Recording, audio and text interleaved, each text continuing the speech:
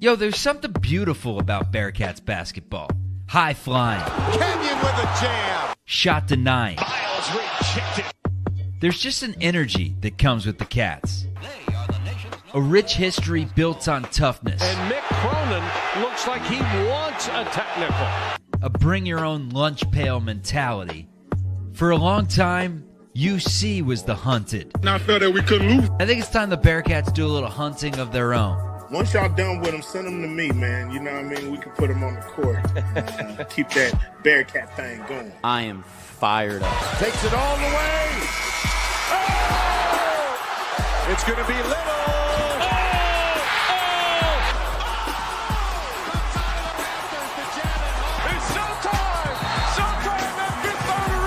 I wonder how Steve Logan would be over in Afghanistan or somewhere. I bet he'd be pretty poised. He just does not get rattled. Van Exel, he'll cut it loose. Watch out.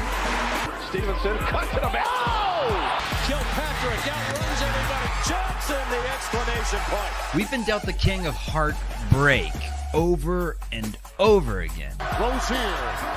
Smith. And Everything they worked for was undone on one play. But I see the light. The Cats are back. Lukosius, open three, got it! Oh, baby! Welcome to the only live Bearcats postgame show on YouTube. This is Chatterbox Bearcats.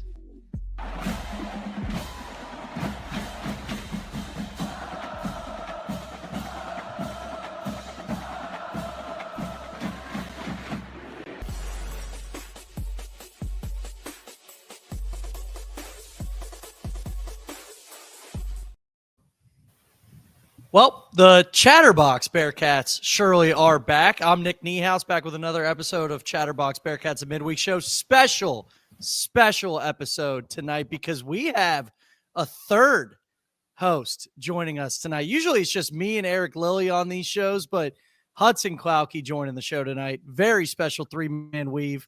Hudson, you ready to break it down? Oh, I am. I'm excited. We got a lot to talk about. It's been a while. It has been a while. Let's do this. It has been a while. I was going to say break it down about the Crown because we're going to start off with the Crown. Then we're going to get into a little portal news, or I guess, it's rumor season. So portal rumors, coaching carousel, and then, of course, we're going to end with the mailbag. But we're going live for this show because it has been such a long time since we've seen each other's faces. Hudson, I think the last time I did a podcast with you was football season, or at least in the non-con, when I was crying to my dad saying that I think we're going to make a run in the NCAA tournament. That feels like 10 years ago. But really times have changed. Times surely have changed. Instead of the NCAA tournament, let's start off with the Crown. So we saw a report today on Twitter from Tyler Easterday. Now, this is a student reporter, so shout out to the future Big J here. But he reported that sources said that the entire team plans on playing in the Crown, while some players plan to enter the portal. They'll still be playing in the games. So I want to get your guys' thoughts off. I'll start with Lily. Apparently, we're going to have everybody playing in the Crown, even if they're in the portal. What in the world's going on? This is just the new era, I guess, guys. I know this bothers a lot of people because, if you're going to leave, get the hell out, right? I just don't care. I don't care about the tournament, so I don't care about that. And if it was on campus in the arena, I think it would bother me a little more seeing guys playing that don't want to be here technically. But the fact that it's like this fake tournament, I'm still not sure it's real. Like, I was looking up odds today. There's no futures for this thing, and it's in Vegas. Like, are we sure this thing's happening? I don't see it on DraftKings. I don't see it on FanDuel.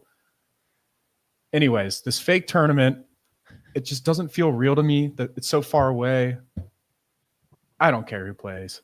This is a bad podcasting angle, but just exactly how I feel. I know a lot of people are upset, but hopefully one of you. I'm upset about it. I'll tell you right now, I'm upset about it. It's just weird. Like, Wes Miller is supposed to play these guys that entered the portal. This is like you're going to Thanksgiving and everyone knows your uncle and aunt are actually getting divorced, but they come anyway. And everyone's like, this is uncomfortable. Like what like Skillings is going to enter the portal. We're going to play him 25 minutes. it's just weird. Nobody knows what to do because it's the first time they've done it. I still don't know why it's on starting March 31st to April 10th. That's the craziest part of the whole thing is the timing for me. But yeah, at the end of the day, who gives a shit? It's the crown. The games mean nothing. But you'd like to maybe, give guys. I'm just interested to see what the rotation will be. Maybe give Raymond Halveen, give him some minutes. Yeah, I think you kind of have to. I have two kind of takes on the matter. And one is just because they're playing it, it doesn't mean that these guys are going to be getting 30 minutes a game. Just because they're at the game and we're paying for their trip doesn't mean they're going to be getting 30 minutes. You got to play Rayvon. I hope to see Rayvon starting if he's not in the portal, obviously. I hope to see Halvin starting. So the only other thing would be, why are they playing? They must think they have a real shot at this $300,000 that's going to get split amongst 14 guys or 12 guys or whatever. And you have to win the whole thing for that. So do we really think that we're going to win the crown? I saw a reporter take us. There was a crown bracket and somebody has us going all the way. So maybe we will. Lil, you think we might win this thing? I got UC in my crown bracket. I'm in the Hold up. You have a crown bracket. Yeah. Who's the final four? Give us the final four. I don't remember. There it is. I think I had UC versus Nebraska. And I see Nebraska scheduling visits right now. I'm jealous. We're in this weird holding pattern. Maybe stuff's happening. We don't know about it, but it seems like some teams in the crown are operating a little different than we are publicly. How has nobody said they're going into the portal yet? That's where I'm confused too. It opened today, and I thought there was going to be a bunch of portal, notifications on my phone that X, Y, and Z entered the portal. But we know everybody's not coming back. At least I think. Maybe I'm wrong. Maybe we're just running the whole thing back. Everyone's coming back, but I don't. Trilly's throwing names out left and right. So I would have expected it just to come out now. I think the guys know if they're leaving by now, right? Lily, what do you think about that? I think they know. And I also think I'm trying to think of a way. If someone enters the portal here before the game, do you just bench them? Would this send the message you're quitting on the team here? Come on the trip, but you're only getting 6 minutes, Jizzle. I don't know how to approach this. It's new territory, like Houdini said, and it's just horrible timing. I did not want my first experience of April basketball to be this. I wanted it to be, Final Four. That'd be nice. But here we are. We're playing in we're going to Vegas, baby. We're going to Vegas. I think that's we're about 8 minutes on the crown right now. I think we're done with the crown. Now we want to get into Hudson talked about the portal. So let's talk about the portal. And I mentioned off the top of the show, it is rumor season. Nobody has entered the portal as of now, but we do have some rumors out there of at least two guys who are probably going to hit the portal. Now we've talked about Trilly Donovan in the past. He's this internet legend who's anonymous. He doesn't, nobody knows who he is, right? Except obviously all the sources, because he knows every single thing about every single team in the entire country. But it's been rumored that Dan and Jizzle are probably going to be entering the portal. Jizzle, that name was rumored today. So any thoughts on those two guys being the only rumored guys to leave yet? Hudson, I'll start with you. Yeah, I mean, Jizzle James is kind of the biggest one, obviously the biggest domino to fall, because that'll change kind of the whole structure of our team next year. So the sooner the better if he is leaving. Like I said, I think there's some flaws in his game. But at the end of the day, his ceiling is so high. We've seen him put up, 30 plus, and he's just a sophomore. So if he wanted to come back, you absolutely make it work. Maybe you bring in a true point guard, more of a facilitator type. But only having those two, I figured Skillings was gone. Just based on how the season went. It just wasn't going the right way. He got crushed on the internet. I'm sure he saw it. So I thought his vibes were a little low and he was going to head out elsewhere. And I still think he's going to be a good player wherever he ends up going. But to only hear two is it's a little alarming for me. I mean, this wasn't a good basketball team. So I would assume there's going to be at least, two more, like a Betsy. I think from all accounts, he's probably going to be going. Maybe I'm wrong. But I would think we got to get a couple more guys, open up a couple more spots. Although, Lily was talking about they got 15 roster spots now. So, I mean, depending on how they deploy these funds, maybe certain guys can, lower that value that they might have been getting last year based on their play. But I think it's interesting. It's only 2 so far. Lily, do you put any stake in these rumors? Now, again, none of this is confirmed. Do you have any thoughts on this? I mean, these guys know what they're talking about, right? Yeah, the Bass Bombs is a new guy on the Trilly Discord. He's a reporter, though. He's respected. He wouldn't have put it there if he didn't think it. And Chad has gone back on that, like with how he reports. He said, well, not yet. It could go either way. Trilly isn't 100%, but he's close. So, it's like 90. I'm using my head here. I don't think he's going to be back. And I think it's going to be a completely new team next year. Some guys will stay, but with Seamoss and Aziz gone too, it's going to feel like a completely different team. So for the people who are really worried about running it back, I just don't think that's going to happen. Like how would you feel if we do run it back? I know Hudson has some takes on this. I think the same thing would happen. Yeah, it has to. Honestly, that's my biggest fear. Like, I'm not considering that as a possibility, but like, I guess deep down in my brain somewhere, there's like a 1% chance of running it back. And that's the worst thing we could do. Like, you have to pitch this new thing to us because we've seen this for 2 years. I know Mitchell's new, but like, this team felt like an extension of the team before. It was miserable. They lost close games. This year they started getting their ass beat. So like, it changed a little. It actually got a little worse. Blow it up a little. We got to see new guys in here. There's a lot of good college basketball players out there. Let's just see if something else works. Yeah, and you can't transition. We came in last year with the core of Seamoss, Jizzle, James, and Dan Skillings. We can't transition that to, hey, it's Day, Jizzle, and Dylan Mitchell, and think we're gonna make the tournament or even be a competitive team in the Big 12. So they got to be swinging heavy in the portal. I mean, it is portal season, as we know. Every single guy, I'm looking up their stats, and I'm acting, never heard of these guys in my entire life. But I'm like, look at the 3-point percentage. He's 6'8". I think he can defend the rim. So at this point, it's just a guessing game. Once guys actually enter the portal, at least we'll know, hey, we got to fill this many spots. So for now, it's like a wait and see thing. Yeah, it's definitely wait and see. And I think I learned my lesson hardcore this non-con on getting myself too worked up over anybody who's going to be wearing a Cincinnati Bearcat uniform next year. But about 20 minutes ago, I was down watching YouTube videos of guys in the portal, and I'm all in on all right. The Valpo freshman, all in on all right, because his name is all right, literally ALL and then right. So he's a freshman from Valpo. I've already bought in that, we contacted him. None of this is confirmed on anything. Corey Evans hasn't even been named the general manager yet, but we're monitoring every single person he follows on Twitter. And all right, we contacted him. So have you guys now, Lily, I know you on Twitter on the Bearcat Bunch account have your portal list. Anybody stick out to you? I watched all right stuff too, and he caught my eye pretty quick.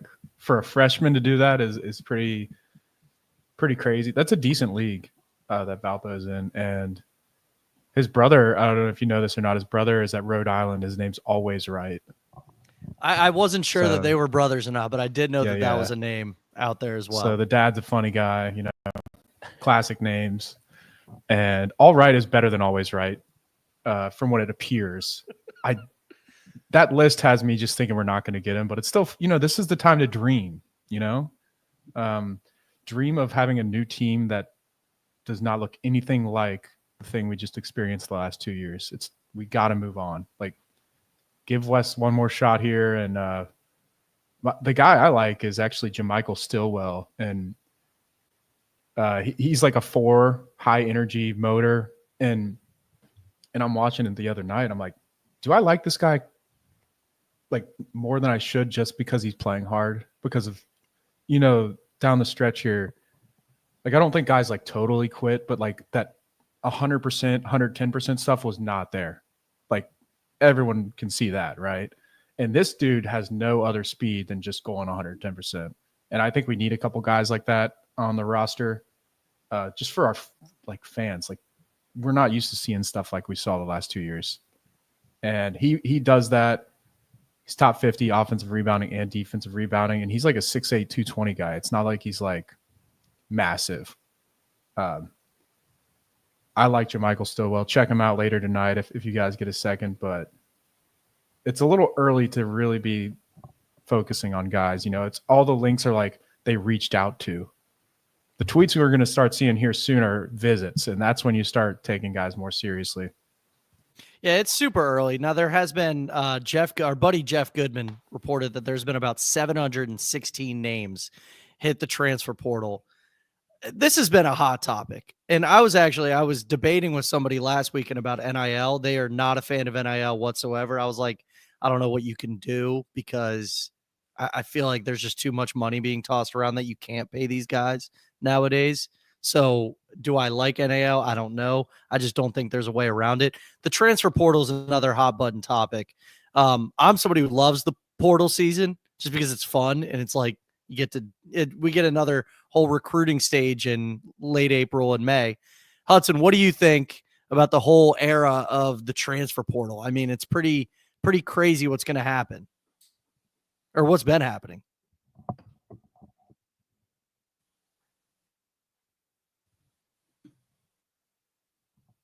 I think we lost Hudson. Lily, do you have any thoughts? We'll get to Hudson. You guys got me still? Did you lose me, Hudson? I was just talking about what are your thoughts on kind of the era of the portal? Oh, he's gone. He's gone completely. I'll go for it. All right, Nick we'll Kirby see if on he the gets screen. back up. Man, he's haunting us. I think, I'm pretty liberal with this stuff. Like I want guys to get paid.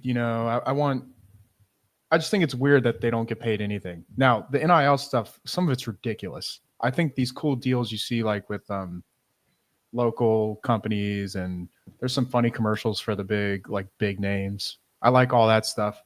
But a lot of this stuff just seems like made up, to fans. It's like you almost have to be pissed off at it. I'm cool with it though, whatever. But the portal, I think it does need to change here for the game. And I think that there's an easy fix. Just get rid of waivers. You get one transfer if your coach leaves. You get one free transfer to do whatever you want. And you get a transfer if you graduate early. That's it. Like no waivers. Don't give me there's multiple guys right now that sat out halfway through the season right at that mark. They know the mark. Like everyone knows what the medical red shirt mark is. And guys just sit out of injuries they would normally play through because they're like, well, I can get another year of NIL. I'm not an NBA player, so I'm getting my check one more year. Just let them play 5 years, give them one free transfer, the stuff I just said, and no waivers. It's just dumb. Let's make this as easy as it can be. It stresses people out. It causes fans to hate players. And coaches hate it too. So it'll help coaches have more clarity with roster building and planning out the years. Hudson, I don't know if you heard me. I said 716 names in the portal today. What do you think about the craziness? It's a clown show, dude. It's the circus. It's completely out of control. Lily has some good ideas on how to, tighten this thing up a little bit because it's completely insane. And, the point of NIL, name, image, and likeness, to Lily's point, it was like you're supposed to get a deal with like McCluskey Chevrolet and do a commercial, one of those bullshit commercials. And hey, we all know you got a good, 6-figure deal with that company or a number of different companies doing advertisements. Not some CEO under the table just giving some kid $500,000 that nobody knows who he is. He doesn't do shit other than play basketball. Like it's not in the spirit of what NIL was supposed to be. So they got to get some guardrails on this thing because it's crazy. And I know everyone's going nuts because all the big schools are poaching all these mid-major talents. And you kind of saw that. I mean, it was one season, though. I don't know if you can go crazy that there's not a double-digit seed in the Sweet 16 right now, but that's a huge topic, too. I don't know what you guys think about that, but I'm like, Sweet 16, I'm like, I don't know if I really care to see George Mason in it personally, but it does take a little bit of the madness out of March. It does. I feel like it's hard for me to sit here and see somebody like All Right. Now, All Right at Valpo is a freshman. averaged about 16 a game. He's going to get a bag somewhere. It's hard for me to be like, that guy shouldn't be able to do that. Like, we live in a capitalistic society. Like, that is crazy to me that we're going to be like, you know what? We should limit the amount of money this kid can make on his God-given talent. So I just, it's tough for me to be an anti-portal, anti-NIL. There does need to be some regulation. I think Lilly is the easy fix. 1 free year. You get to leave if your coach leaves for free as well. And if you graduate early. Other than that, you got to sit out a year. I mean, that's the way it used to be. And nobody even really talked about that like back in the day. Like, was there ever like anybody clamoring like it's ridiculous that we got to sit out a year for transferring? Like, I feel like that wasn't even a thing back then. I actually complained about it all the time. But okay. Mick loved it. Mick loved it because he would always talk about how you get to practice for a year, integrate them, like get caught up on academics and stuff. I just hate it. I don't know. But like in that scenario, if you have free transfers, I'm fine with it. I just don't like the premise of someone having to waste a year of their life. I just think it's weird. I get it. But then you have guys like AJ Storr, you know, he's about to have 5 schools, 4 schools, whatever. But is that even a problem? That's what we're trying to fix right there. Yeah. Yeah. All day though is just an elite backcourt nickname. So I think he has to really consider that, because that I could just see Fran just going ballistic on ESPN. I just like it. And you're right. That kid's a stud. And the problem is though with me, and not to, get into these kids' bags, but a guy like Allright averaging 17 at Valpo as a freshman, clearly he's an elite player and he probably will be productive at a big school. They're poaching guys that are averaging like 10 a game. And then they realize the grass isn't greener when they go to a Wake Forest, for example, and play 8 minutes. Then they transfer again and again and again. It just never ends. So they got to figure out something. I'm not smart enough to do it, but I think our guy Lilly gave us some good possibilities there to try to make this thing a little cleaner.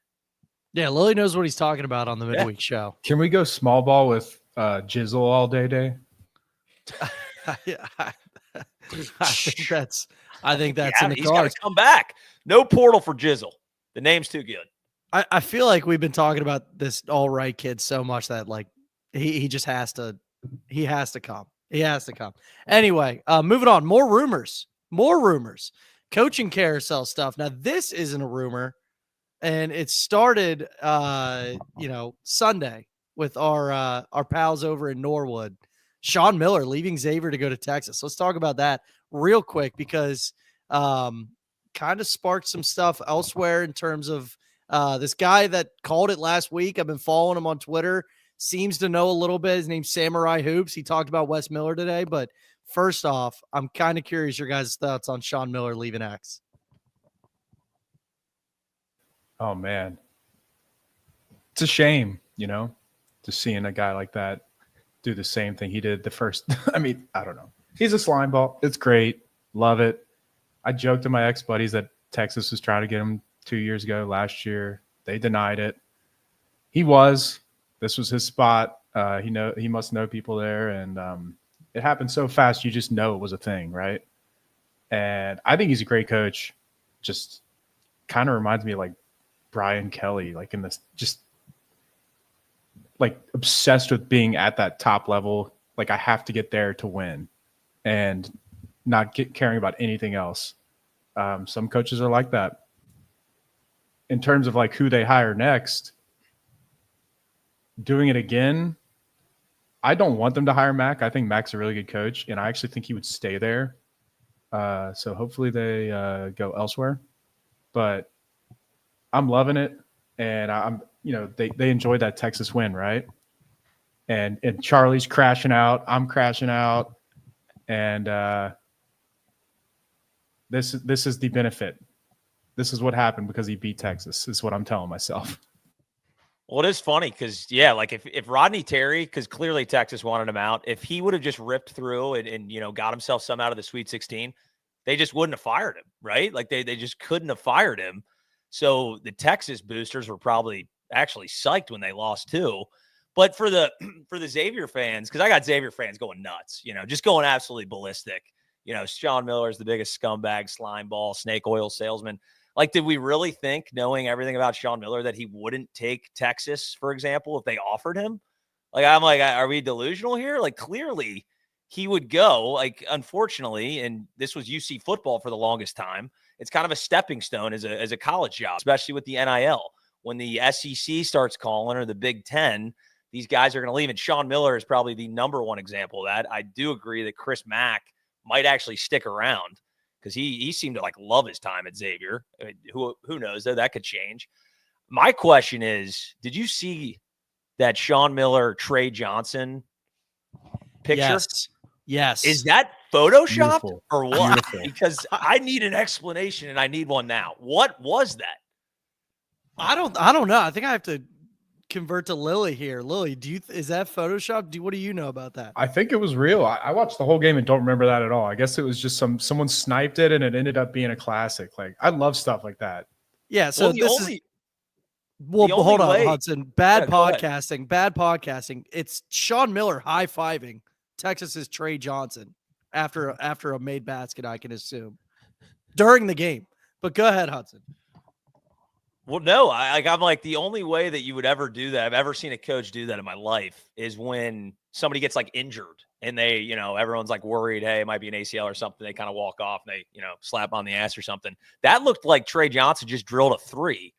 And Sean Miller might have whispered in his ear, like, we want you back next year, brother.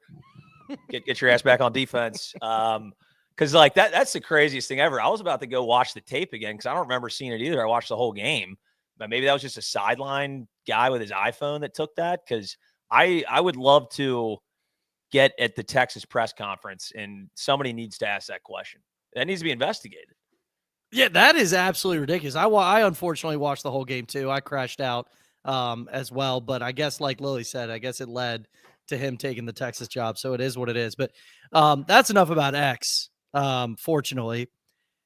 So the reason I bring that up is because I got like put onto this Twitter account, Samurai Hoops, and he was calling as soon as they won the game. He was like, Miller's going to Texas, book it. And then all these Xavier fans were in the replies like, oh, he's never going to leave. He's never going to leave. I actually bookmarked those tweets and then I can't find them. I couldn't find them anymore. Anyway, I've been following this guy.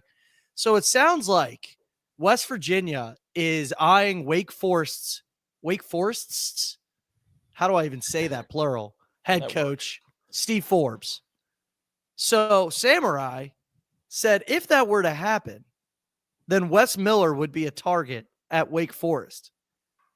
Thoughts on that? I know I already talked to Lily about this. Hudson, I need your thoughts on how you would feel with Wes Miller potentially being a target at Wake Forest.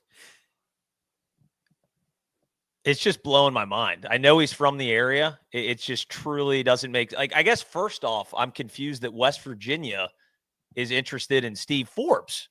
So what are we doing? Musical chairs, like the Spider-Man meme of everybody that actually didn't accomplish anything at a major program, and we just want to swap everybody in and out? Like, I don't get it at all. I from any side of the equation here, and I know Lily, and he's right, it would suck to have, a very short window for a coaching search. If that were to happen, it'd probably screw us even more than getting rid of Wes Miller, because the buyout, what is it, after the 31st drops to like $5 million, and Wake Forest would probably fork it up at that point if this were to happen. But I just think the whole thing's crazy. I don't think it's going to happen, first off, but hey, we're in the podcast business. We're going to talk about it. It's a rumor on the internet, folks.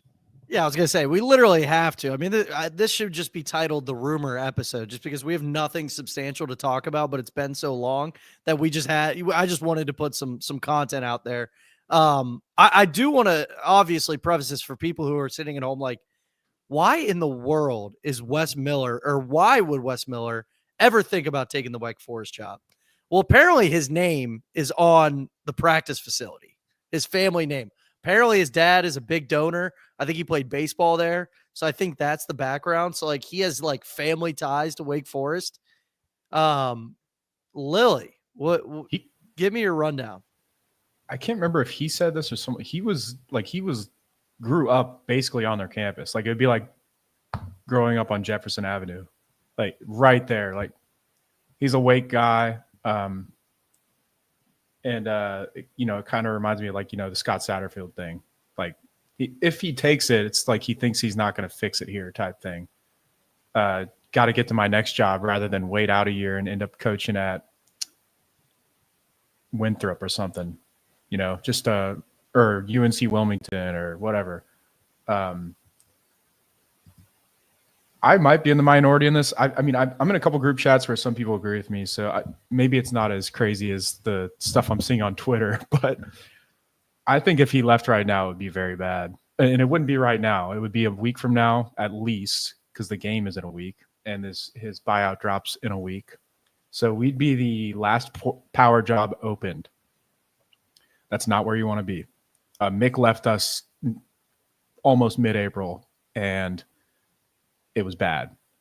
You want to go into a hiring cycle like with a plan. You want to have your coach out early. You want to get a guy in early before the portal, and that's not going to happen. And we don't have someone responded saying, well, it didn't seem to hurt Arkansas or UK last year. And my response was, well, we're not hiring Mark Pope. We're not hiring John Calipari. We don't have UK's NIL, and we don't have Arkansas's NIL. Like, we will, I'm not saying 100%, but like 90% would be way worse next year if this happens. And some people don't care that, fans are fans. They just want to see a new face on the sideline, ready for a new rebuild. I get that. I just personally, I'd rather give him one more shot with a new core and see what happens and have like an entire season. When you have a coach in a hot seat, you can reach out to coaches throughout the year, kind of feel it out, have a real like clear plan. And I think this would be kind of surprising. And there are still a couple names out there though that like might work here, with Calhoun at Utah State. He's a UC alumni. Patino at New Mexico obviously is getting a lot of attention lately. Maybe he brings Donovan Dent with him, something fun like that. There are scenarios where it can work. I just think it's so late that we would be screwed. Devil's advocate here, Lily. If hypothetically, you would know this more than I would. If they did the $5 million buyout, gave us $5 million, does that go right into NIL? I don't think it works like that, but I do think the buyout, like put it this way, that IU just bought out DeVries from West Virginia for $6 million, and that is the highest buyout ever paid by a team, ever, $6 million. So I'm not totally behind this thing because I don't think Wade can do that. But $5 million for Wes Miller, yeah, just to even pay him more. Now, I do think Wes would be great at like a mid-level ACC team, like just to get some energy. Like, he brought energy. He like the fans are showing up, and I think a lot of people don't talk about that right now because we sucked this year. But I think that's like a good landing spot for him, honestly. So maybe they just think if they do it and it happens, it's like they're just convinced it'll work. Like he'll be competent, top 8 every year in the ACC, which is probably what they're going for. I just hate the timing of it. And the money would be good. It would help. I think what it goes to, Houdini, is the buyout we're going to pay. Like Calhoun's is probably like $2 million, something like that. And then I don't think it just sits there, but I don't think it can go straight to NIL either. Yeah, I know it sounded like I just absolutely disrespected Wes Miller. Now, there is some truth to that, but I'm just saying this isn't a guy who has gone to the Final Four 4 straight years. You know what I mean? Like if that's the highest buyout anybody's ever paid a coach to hire them, you're going to do just $1 million under that for Wes, and he's missed 4 years in a row. I just can't see that happening. You would just have to get Jared Calhoun on campus like that it's either that or bust, right? So if that were to happen, now I have a take on the whole matter, and I agree with you, which it seems like everybody's agreeing with you, Lily. So you must be saying something right. Is at this point, not on Twitter. Well, that nobody agrees on that. Nobody will agree. At this point, March 24th, I have bought myself into the idea of Wes Miller coaching next year. And that's because of, again, and I know they're not going to be saviors of the team, but like the freshmen coming in, the idea that I truly think that it was just Dan and Seamoss who absolutely killed this team. I said it like a month ago on one of the last midweek shows during the season. I truly think those two just duped Wes Miller into thinking that like they were going to be all-stars, and they just weren't. So, and again, like you go back in revisionist history, 2020 vision, whatever. You ask one of us three, would you want Dan and Seamoss back this time last year? We're all three saying, obviously. What are you talking about? Obviously. I truly think they tanked our season. Obviously, the roster construction I don't think was great, but I do think that Wes can get some guys here on campus, probably learn from his mistakes. I don't want to see him run it back, but like I've bought into the idea of Wes Miller coaching next year. Well, he's got to find a post player. He has not found a single one. And when we had Victor Locken, he couldn't figure out how to utilize him. Maybe there's a couple of different things going on in that situation, but at the end of the day, Wes Miller just hasn't been able to make guys better. And I haven't seen like his coaching adjustments, man. And I know we talked about that all season long, but it's like, it's hard to have faith in what he can do. But at this point, you're right. You know, I'm all about the Shauna Bayev hype right now. Maybe we can, wheel in a legit big that can kind of change the trajectory of the last 4 seasons that Wes Miller has seen. But yeah, to cut ties now, especially April 1st, and have such a short window would probably set us back a little bit. But at the end of the day, you could look at it like a, get out of jail free card too. Like, hey, this is not working out at all, and somebody's willing to pay us. And I would, D-House, to your point, when you're like, why would Wes Miller take the Wake Forest job? If I'm Wes Miller, I'm like, please God, he could restart at Wake Forest, give another 4. They'll probably give him a 10-year extension like we did. And next thing you know, he's back coaching a high major program. Because if he fails next year, he's going back to whatever UNCG league was. I don't even know what it was, but he's going to go back to a mid-major for sure. Yeah, I think you're right. And I also saw a tweet that said if somebody offers you a life raft on the Titanic, you don't complain about it being cold. You know what I mean? So like, yeah, it might be an issue for about a month of like getting the right coach in here, but it's not working. Like it truly isn't. But you know what? I'm also thinking, Houdini, I also got my Chuck Walter hat on, and I'm thinking about the content. I'm thinking about what another year with a coach who is completely firmly on the hot seat will look like in terms of just the content and all of the pitchforks out with the fans at Fifth Third Arena, pissed off, booing every single time we missed a 3-point shot. It's going to be crazy. Like, this guy knows it is a do or die year. I don't know the last time we've had that, because when Brandon was fired, we had no idea he was going to get fired. So this is like the first time in a long time that it's like we have a coach firmly on the hot seat going into the season. Lily, what do you think? I mean, it really like spot on. Like, that's my thing with the hiring thing, is like the people that want it to happen. It's this, we keep doing this. Like, we did it with Brandon. It took forever to get rid of him. Mick left like halfway through April because he was UCLA's 8th choice.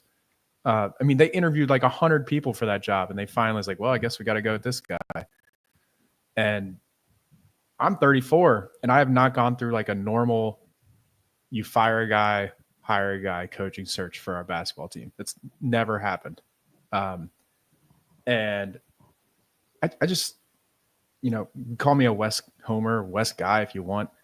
I'm just totally cool with him getting one more shot with the new core and being on the hot seat, having a year to prepare to make a hire when our Big 12 payments come in here starting this year. Our job's going to be more attractive. We're going to have a lot more money than we have now. Like, it's going to be the best time, or like the best our job has ever looked in the history of the program will be the next time it opens. And every once in a while, a program like Cincinnati, if you have timing on your side and the coaching pool on your side, you might get a guy that you might not think you can get normally. Like how Will Wade went to NC State this year. And I know a lot of people would respond like, well, what? We could have fired Wes and tried to get Will Wade, which I'm not sure is possible. But I just want to have a normal hiring period and be excited about all the options, not go into it a month later after all the guys I wanted are already moving and gone. That's all I want. I mean, at this point, what's another year? Like, what's another year at this point? I mean, this has been happening since I can remember that we missed the tournament. And Niehaus is right. It's kind of a win-win scenario. Hey, on one side of the coin, if Wes Miller figures this thing out, and everybody was wrong for saying he can't get the job done here, fantastic. I'm hooting and hollering on the sidelines like Wes Miller is every game. If he fails, then it's bam, we're on a coaching search. And we do have an attractive job. The facilities are fantastic. The Jordan deals, the NIL is just as good as some of these elite teams that we've seen, like, in Iowa State, for example. We're right in that echelon, so we can get there. So, yeah, I think at this point, being, March 24th, plus we have a huge crown tournament we got to prepare for. At this point, you just roll with what you got. And if it doesn't work out, we know for a fact. And Drew Horn mentioned it too. If you hate Satterfield and you hate Wes Miller, guess who would be picking Wes Miller's replacement as it stands today? It'd be Cunningham again. So are you that positive he's going to pick the right guy in that situation? I don't know. I think at this point, we are what we are, and we got to roll the dice with him. Yeah, no, absolutely. Any final thoughts on that whole topic before we get into the mailbag? Now, I will say we kind of covered the mailbag. There's like 3 questions left. There was like 9 total. There's 3 that we have not already covered. I mean, that it is slow, fellas. It is slow. Lil, you unmuted. Oh, John White cooked me in the comments, so I was laughing. But yeah, good luck filtering out the questions we already answered. I feel like that's a lot of work right now. Yeah, Lily's positive outlook and chi rivals that of an enlightened Buddhist monk. You're Mr. Positive. We need you around to keep us grounded, because that if it was just me or just Hudson or just Chuck, everybody would be fired. At least I know me and Chuck. Hudson, I think so. I think you're on that. Yeah, I mean, I like to just play both sides of the fence a little bit. But, yeah, at some point, if it's like your buddy you're talking to at the bar, you're like, dude, if you were the AD, we'd have to pay a $10 million buyout every year. So you gotta cool the takes a little bit. But as a UC fan, it's just been so bad from a football and a basketball standpoint for a while that it is warranted that people want people fired. I mean, you can't, the proof is in the pudding. We've seen what the product is. It has not been up to our standards. So you can't blame anybody for saying fire everybody in the damn staff. Well, and speaking of, raising money for the buyout, I did forget to mention that Chuck obviously is not on the program tonight. He is out on he told me to say he's out on a country tour raising funds for the Wes Miller buyout. So that was his excuse on not making it, is that he's out there, boots on the ground, actively raising funds for the Wes Miller buyout. Anyway, moving on to the mailbag. Viva La Cats with a mailbag question, and a simple one, or 2-parter. Who should you see target in the portal? We talked about specific players. I'm going to give my answer and I'll open up to you guys. It's got, depending on, look, obviously we don't know who's leaving. You can kind of bookmark Aziz is gone. You can bookmark Page is gone. I think I'm alluding to my answer right now. Your number one money guy has to be a big. And I know everybody, look, 365 schools out there. That's how many days are in the year. 350-ish schools out there want a big. All right. So they're hard to come by and they're expensive. That's still, oh, there's Chuck in the comments. He said, have we started talking about Sean Miller yet? We got there, Chuck. Anyway, back to my point. You can tell the ADD's kicking in. That's number one. If Jizzle ends up staying, Day-Day ends up staying, you got Tillery as a backup, Hickman as a backup. I know people are going to be like, you're really saying Hickman as a backup? Yeah, I think we need a 5 first, and then you get with a 2, and kind of, fill out the roster after that. Those are my 5-1, 2-2. That's me. I think a big is the number one get. You got to get a legit big. We've seen this Wes Miller offense, like I said, without a scoring big, and it has sucked. It's been atrocious. So I think a big, and the problem is everybody wants a big, like you mentioned. So finding that right guy, hopefully maybe a 5 or a 4 that can shoot a little bit would be massive. We haven't seen that at all. And then, a wing player, and everybody wants wing players too. Hell, maybe AJ Storr has to run it back at UC or something, but a big frame that, can defend at a high level and can be a scorer, because the way that we're doing it with, undersized guards shooting mid-range jumpers, and that's our offense, ain't going to get it done. So those are the 2 things that I would want. And then again, I'm trying to be not too greedy here, but maybe a true point guard to complement if Jizzle and if Day-Day come back. Tillery, can't really rely on him. Maybe you try to get a true facilitator point guard that can run an offense, because I don't necessarily think that's Jizzle or Day-Day's best part of their games by any means. So that's what I want in a perfect world. But first off and foremost, get a good big, for the love of God. Yeah, we need a big. I still have a hard time with this because Mitchell. If Mitchell stays, you need a pretty dynamic 5. I think you need a 5 that can shoot a 3. Like, they don't have to shoot 40%. A lot of Big 12 teams have like a 27 to 31% 3-point shooter, big man who shoots 1 or 2 a game. Like, you need someone to guard the guy out there. If Mitchell stays, and if Mitchell goes, BYU has 2 guys that just knock people over, give rebounds, block shots. But then you have to hit on the 4. So there has to be a balance at the 4 and 5 that makes sense for me. And that all depends on Mitchell at this point, because I think Aziz is gone. In terms of, Abayev, I don't know. I never think a freshman's going to be a star, but I do think he will be a scorer for us. And I think he probably is going to play like 20 to 28 minutes. And he's going to get buckets.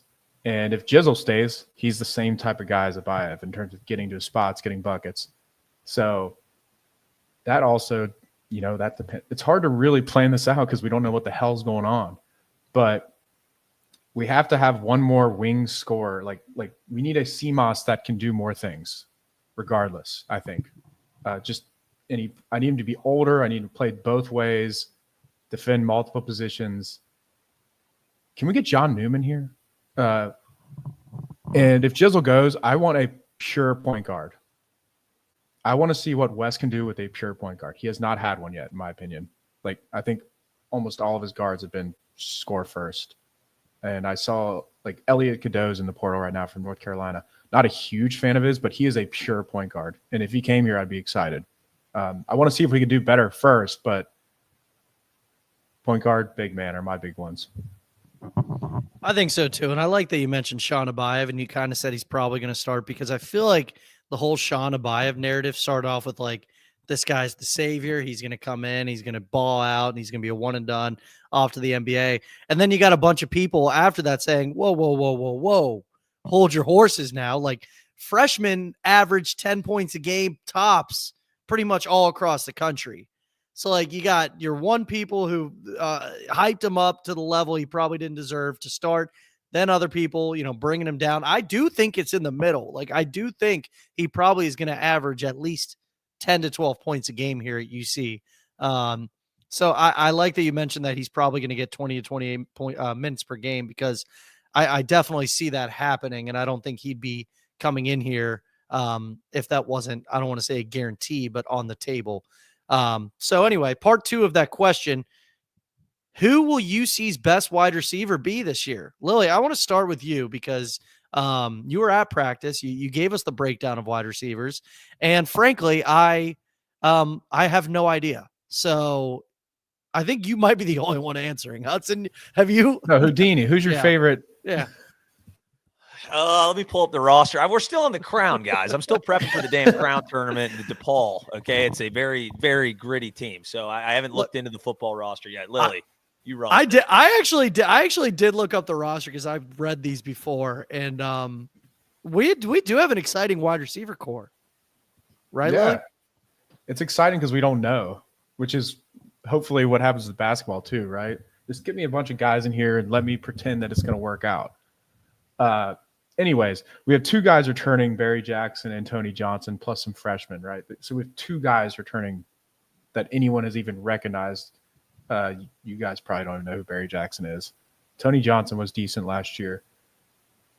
My favorite is Caleb Goody from Colorado State. He just has this burst when he gets the ball. If you look up his highlights, it's there was one that made me think of Marty. And, I'm not comparing him. Going to say he's going to be Marty, which is Marty's my goat. Like, that was when I was in school. Some of the best times of my life right there. So I would love for him to be that. But Caleb Goody is my one right now. Cyrus Allen from A&M is getting a lot of hype for how fast he is as well. And, some people would say Jeff Caldwell from Lindenwood, who looks like Calvin Johnson. It's yet to be seen if he can play football, but he looks the part. I'd say that's probably pretty important. You got to look the part, being right? able to, being able to play. But yeah. Oh shit. No, my answer was going to be the guy who looks like Calvin Johnson from your practice report. So because I don't know. So no, you said it. So I believe you. Right? Yeah. I believe you that this guy looks like Calvin Johnson. All right.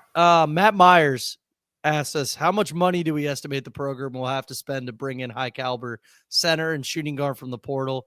Who's the most likely to transfer? Now, it's hard to say with the money because we don't know who's transferring, right? Like, it's different if your starting five is gone, then you have all the money in the world to get a high caliber center and shooting guard. Anyway, who's most likely to transfer to Lily? We have answered this a million times, which is fine. But at the moment, I would say Dan and Jizzle, just because they're the two rumored out there. So I'm not going out on a limb here. And then Paige, obviously, that's no question about what happened down the stretch. Not even getting in the Iowa State game. And also, I don't know, Betsy, maybe? What do you guys think? Yeah, I think it's Betsy is the other guy outside of the names you mentioned. Obviously, Paige is gone. Jizzle and Dan, from rumors, it sounds like where there's smoke, there's fire, probably going to be gone. And then the most interesting one to me is like Rayvon. Will he stay? Because that was kind of a weird scenario where you would have thought he would have got more minutes. I think Wes likes him for sure, but he just didn't play him much. And that's, 2 years straight where he hasn't really gotten any run at all.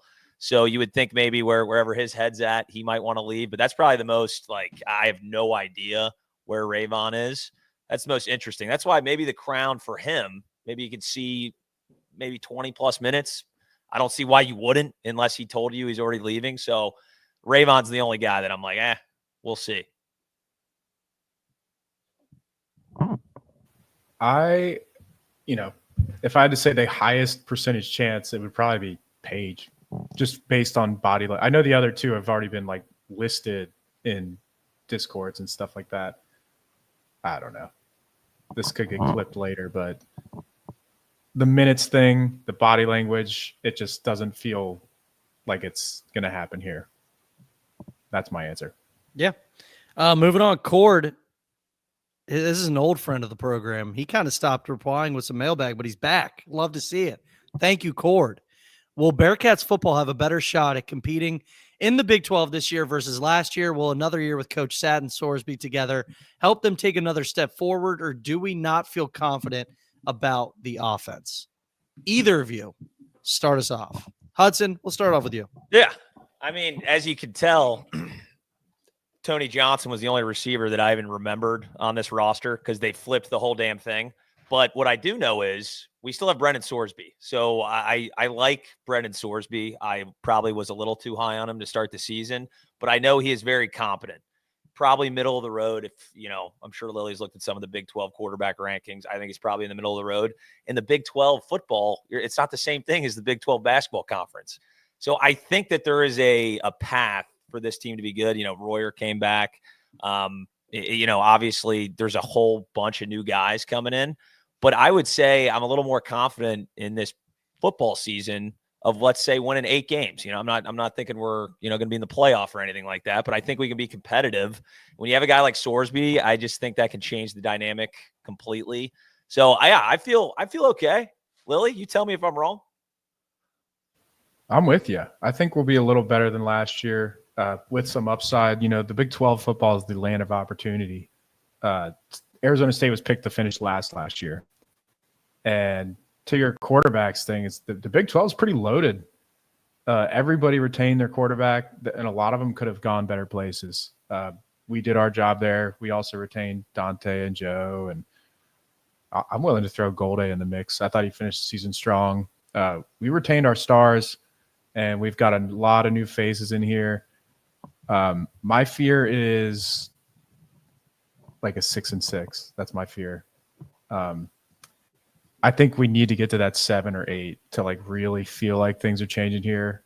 And then to that is the beginning of our schedule is a little harder this year. We play Nebraska, a home game in Kansas City. And then we start off Big 12 play at Kansas, and Iowa State is at home. Those are two good teams. So my worry is it starts bad and we don't fix it, or like the vibes get bad and we don't respond. But the team looks locked in. The leadership looks great. They're confident. They were confident last year. The locker room was good last year. So the talent has to be better, and there has to be that. What we're banking on here is improvement from Sorsby, improvement from Royer, and then the new guys being good. So I think it's going to happen. Right now, I'd say 7, maybe 8. Should we call Nebraska a must-win? That might be a must-win first game of the season. I'm just imagining if we win that game, all of a sudden, confidence. Hey, a lot of people are acting like we can't win that. The spread's 6. We can beat Nebraska. We can beat baby Mahomes. So Iowa will whoop their ass in person. We can do it. I'm with, you know what? Must win, Hudson. Must win. First game of the year. Must win. Coin it. Chatterbox Bearcats guarantee it is a must win. All right. Our last mailbag comes from our producer, Nick Kirby. He said, what would you rather be? Miller leaving for Texas or Miller staying at UC as a fan base? How would you rather feel? It's a great question, Kirby. I might be biased, but I'm always taking being a Bearcat no matter what, outside of being a Muskies guy. And listen, hey, at least we control our own destiny right now. Okay. You guys Xavier might have to go back to their ex-girlfriend from high school and bring her back into the equation. I think we're moving forward. If Wes Miller doesn't get the job done and, maybe we're wrong and he figures it out in year 5 and shocks all of us, then that's fantastic. But then I think we're going to be right at the, at the top of the board for a lot of these next up and coming coaches. So I think we're going to be fine. We just got to figure this out. If Wes Miller doesn't get it, I think we're going to have our pick of the litter outside of, the blue blood programs, because we're in the Big 12. We're not in the Big East. We're talking 8-9 bid league at the Big 12. People want to coach here. So I think I'm going to say I'd rather be with Wes Miller right now than Sean Miller leaving for Texas. Well, my answer. I'm a Bearcat. Plus better conference, better NIL, more fans, stronger moral fabric, we're good people over here. And I just think good things happen to good people, and it's all going to work out. Look, we only have one answer. It's obviously UC. I just cannot imagine. Look, doing it once, going back to your ex, like once, sure. They're about to do it twice. And you know what's the problem as with me being a UC fan is that it's probably the right move, as Lily mentioned. Like Mac going back to Xavier is probably the best hire. He's the best coach available right now, I would say, and he's probably going to stay. So, maybe they got it going for them, but it's kind of like, to me, it's a little embarrassing, but like, you know what? Winning cures all. So I guess who cares? When you're stuck in your 9 to 5 and there's like no room for promotion and, life's not going too well and your hot ex-girlfriend calls you up, you go for it, right? You need a little spice in your life. That's the only way you're getting better. If they don't hire Mac, I would love to see who they go for, because I'm not convinced that's like as good of a job as they think. Just, you see the Trilly Discord having Xavier like below Georgetown and NIL. Like, I know Georgetown's a great program, but they're in the bottom half of NIL in the Big East. Like, come on. All right. We'll end with that. We will end with that. Yeah. That's good stuff. Any final thoughts before we do wrap it up? We're just at an hour. No, man. I think we covered it. We covered it. All right. I got one quick thing. I just put 100 on UC money line to beat Nebraska. Houdini just inspired me. What'd you get that at? Oh, it's plus 300. Oh, okay. It's juicy. It's a must win. The Chatterbox Bearcats must win game 1 of the year. You know what I'm calling the DePaul game a must win. Screw it. Thanks for listening, everybody. Make sure you like and subscribe on YouTube, anywhere you get your podcast. Leave a 5-star review as well. I like the 3-man weave we had going on tonight, fellas. We need more of that. We got to add Chuck in the mix next time as well. So I guess 4-man weave, if that's even possible. But anyway, that's it for tonight's show. Thanks for following. We'll probably have another one next week because portal news surely has to start popping up. Have a good night.